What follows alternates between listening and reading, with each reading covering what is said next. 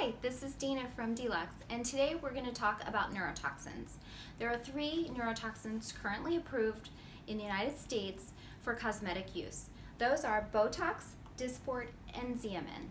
What is the difference and which one is better? They are all botulinum toxin type A.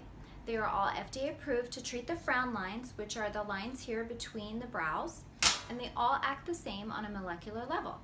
They stop the release of acetylcholine from the nerve into the muscle. The acetylcholine is not there to tell the muscle to move, so the muscle relaxes. So they all limit the muscle movement in the area where they are injected. In clinical trials, they all lasted 3 to 4 months, and they all took about 2 weeks to work. So now I'm going to talk a little bit about their differences.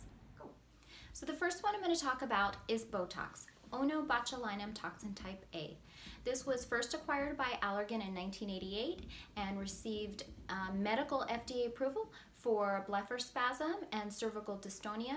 It was approved for cosmetic use in 2002 for the frown lines, and most recently, 2016, it was approved for crow's feet, and in 2017, in October, it was approved for the forehead wrinkles. This is the one we're most familiar with. A lot of times we refer to all of the neurotoxins as Botox because it's similar to calling all facial tissue Kleenex. Next, I'd like to talk about Dysport, which was FDA approved for cosmetic use in 2009, manufactured by Galderma, the makers of Restylane.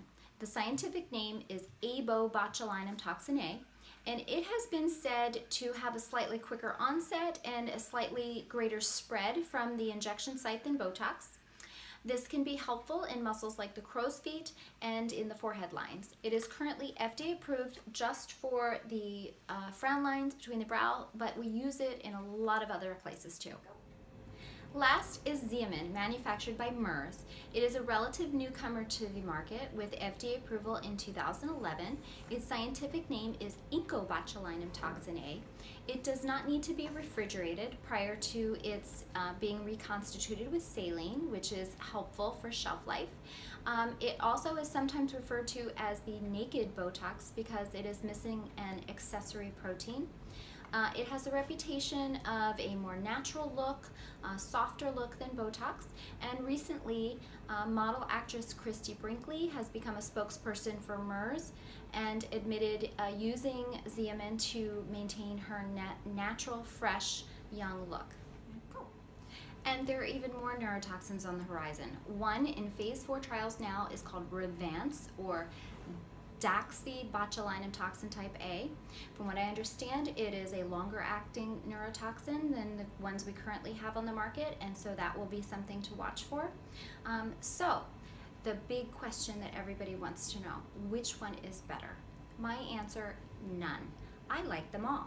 I actually use them all in my face. I sometimes use one in one area and one in another area.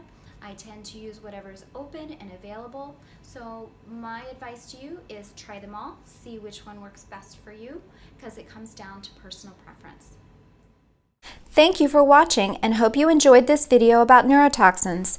Be sure to check out my other videos on YouTube and hope to see you soon at D-Lux.